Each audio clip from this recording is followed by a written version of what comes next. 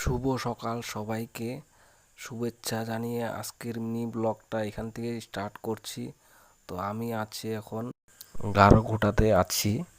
তো এখান থেকে চলে যাব শিমলাবাড়ি। তো এই যে জায়গাটা, আজকের ট্রিপটা হলো লোকনাথপুর থেকে সলসলাবাড়ি ধান লোডিং। আজকে সকালে বাড়ির থেকে কিছু খেয়ে আসি নাই, তো এখন সময় 11টা 30।